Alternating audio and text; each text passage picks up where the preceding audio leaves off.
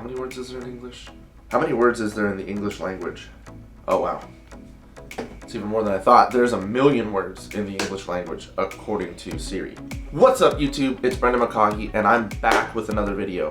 Today's video is going to cover 2 ways to harness the power of our vocabularies, and I'm also going to be sharing 2 words and their definitions at the end. So why should I even care about vocabulary? Why should you even care about vocabulary? The first reason that we want to harness our power of expanded vocabulary is because it actually helps us to improve not only what we understand, but also what we can express. And if we understand more and we can express more, that is actually one of the most powerful things that we can do to increase our trajectory in our career or to enhance what we're actually able to bring into the world, whatever our world is. So if we express more, we understand more, we give more. And it's that simple. So the first reason that vocabulary is so important is because it governs what we understand and how we express ourselves. Even though we have 1 million words, there's still plenty that's hard to express with the language we have. But I mean, if we're only using 1,000 or even 10,000 of that, we're only using and understanding and expressing a fraction of what our language as English gives us the ability to express.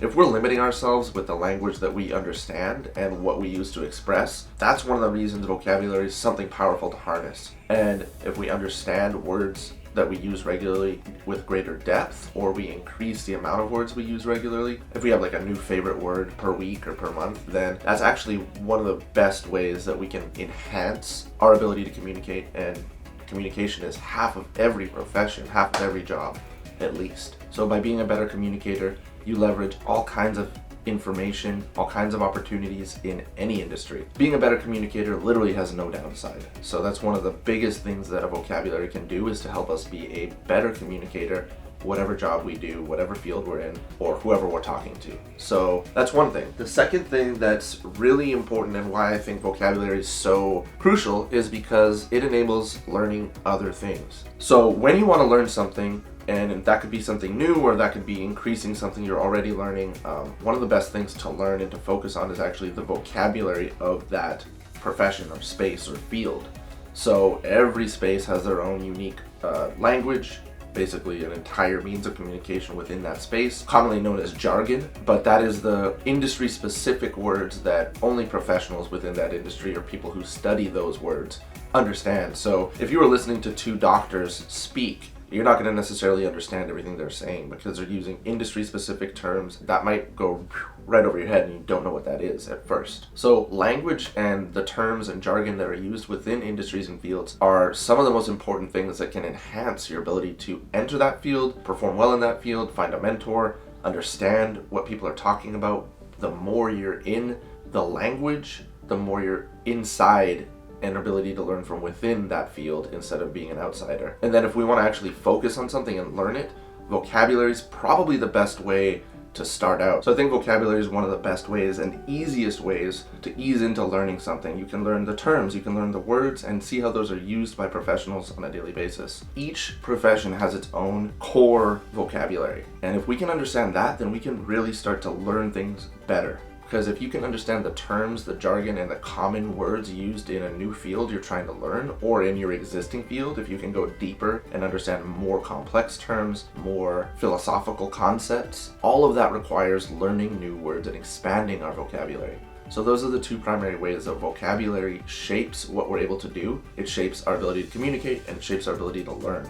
Okay, and as I said, the other thing I really wanted to do just quickly is to randomly look up some words, and hopefully I can learn some, hopefully you can learn some, and yeah, let's check it out. So this is the 1996 edition of the Oxford Dictionary of the English Language. So here we go. Prefix. So I think I know what that means, but let's get exactly what it means. So prefix. Number 1, a verbal element placed at the beginning of a word to adjust or qualify its meaning. Example, non or re. So re-entry or non-verbal. Those are 2 examples. Those little pieces at the beginning are the prefix. So prefix number 2 is also a title placed before a name. For example, Mr. McCaughey. Okay, so that's a prefix. It's a little piece that comes before another word. So non-binary, non-verbal, non-violent. The non is the prefix, or it could be something that goes right before, like Mr., Mrs., Sir, Doctor. That could also be a prefix. Okay, so that's one prefix. And number two, okay, here's a word. I was looking for one that was kind of more unfamiliar to me. Word number two is sarcophagus. So sarcophagus is a stone coffin, especially one adorned with sculpture or an inscription. It is Latin origin from Greek, sarcophagus, flesh consuming. Wow. So those, you would hear sarcophagus used commonly in ancient Egypt to describe the ornate burial places and coffins, essentially, for the pharaohs. So vocabulary will be a key thing that I will focus on this channel because it's so powerful and so impactful.